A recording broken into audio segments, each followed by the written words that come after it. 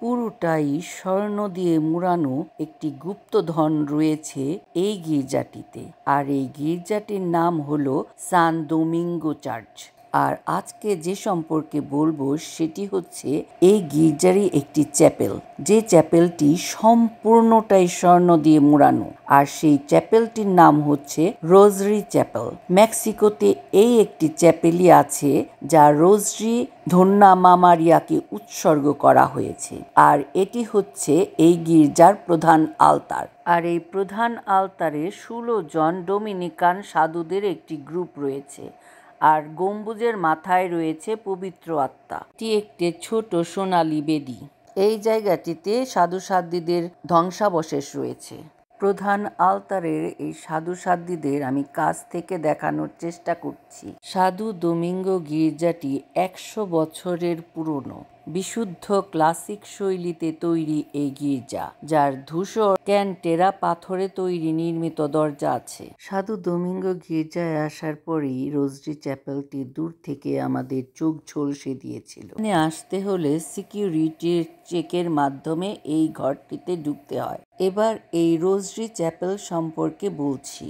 মেক্সিকোর সবচেয়ে সুন্দর বারোক চ্যাপেলগুলোর মধ্যে একটি হচ্ছে এই রোজরি চ্যাপেল। 1650 থেকে 1690 সালের মধ্যে নির্মিত হয়েছিল এই চ্যাপেলটি।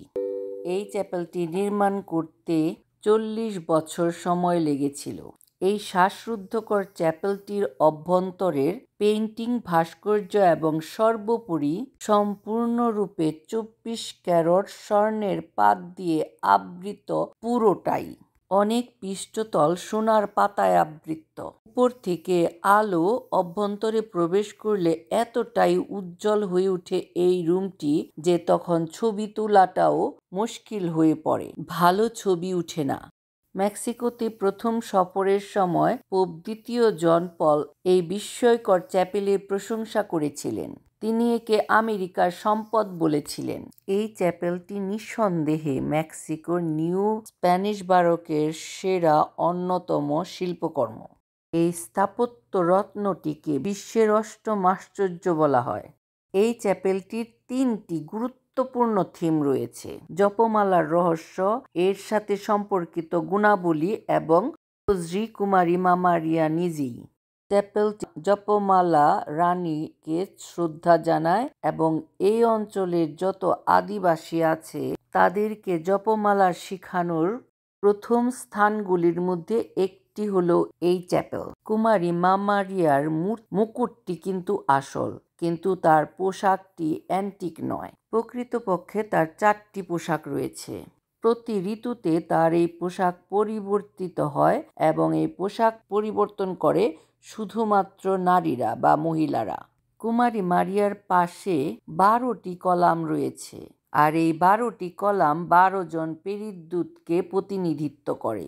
মা মারিয়ার উপরের আসনে রয়েছেন সাধু ডোমিঙ্গো। তার নিচে যে একটি কুকুর আছে, সেই কুকুর একটি দেয়াশালাই ধরে আছে মুখের মধ্যে, আর সেটি প্রতিনিধিত্ব করে জ্ঞান, সাধু ডোমিঙ্গোর জ্ঞানের প্রতীক। চ্যাপেলটি সোনার ধাতু দিয়ে তৈরি। এখানে ব্যবহৃত স্বর্ণগুলি গুয়ানাজুয়ালো থেকে এসেছে, লা ভ্যালেন্সিয়ানো নামক একটি খনি থেকে। খনির মালিক আন্তোনিও ডি অব্রিগন ছিলেন কুমারী মা মারিয়ার ভক্ত। তিনি বলেছিলেন কুমারী মা মারিয়া তার জীবন বাঁচিয়েছিল। 1987 সালে এই চ্যাপেলটিকে ইউনেস্কো কর্তৃক বিশ্ব সাংস্কৃতিক ঐতিহ্যবাহী স্থান হিসেবে ঘোষণা করেছেন। রোজরি চ্যাপেলটি বারোকের একটি মাস্টারপিস। সাধু ডোমিঙ্গো চার্চটি নিঃসন্দেহে সুন্দর, কিন্তু তার আসল রত্ন হলো এই রোজরি চ্যাপেল।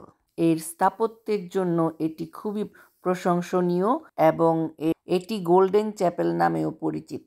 ডোমিঙ্গোর উপরে আমরা দেখতে পাচ্ছি মহাদূত গাব্রিয়েলকে, আর এই প্রধান গম্বুজের কেন্দ্রে আমরা দেখতে পাচ্ছি পবিত্র আত্মার প্রতিনিধিত্ব একটি ঘুঘু পাখিকে। এখানে জপমালা যেভাবে শেখানো হয় সেটি একটি পদ্ধতি যা এর বিন্যাস ও স্থাপত্যে প্রতিফলিত হয়, যা একটি বিশাল জপমালাকে লুকিয়ে রাখে। সাধারণত বেশিরভাগ দর্শকেরই নজরে পড়ে না এটি। চ্যাপেলকে ঘিরে থাকা পবলানো তালভেরা 312 বছর বয়সী টাইলসের উপরে স্বর্গদূতেরা প্রার্থনা করতেন। যখন একজন ব্যক্তি চ্যাপেলের ডানা দিয়ে প্রবেশ করে, সেখানে থাকা একটি ছোট দেবদূতকে স্পর্শ করে হে আমাদের স্বর্গস্থ পিতা আবৃত্ত করে। তারপর সামনে রাখা ছোট ছোট 10টি স্বর্গদূতকে স্পর্শ করে 10টি প্রণাম মারিয়া প্রার্থনা করেন। এভাবে প্রার্থনা করতে করতে ব্যক্তিটি চ্যাপেলের চারপাশটা ঘুরতে থাকে যতক্ষণ না অন্য পাশ দিয়ে তিনি বেরিয়ে আসেন বাইরে। এভাবে তিনি জপমালার 15টি রহস্যের প্রার্থনা শেষ করেন। এই চ্যাপেলে অনেকগুলো মোটিভ রয়েছে যা সমুদ্রকে উদ্দীপিত করে। সেখানে মারমেড, ডলফিন আর সেল ও তরঙ্গ রয়েছে। একবার এখানে লেপান্তর যুদ্ধের সময় কুমারী মা মারিয়া, জপমালার রানী মা মারিয়া সমুদ্রে আবির্ভূত হয়েছিলেন। সেই সময় এখানকার ইগুয়েল সার্ভেদা তাদের বাহু হারিয়েছিলেন।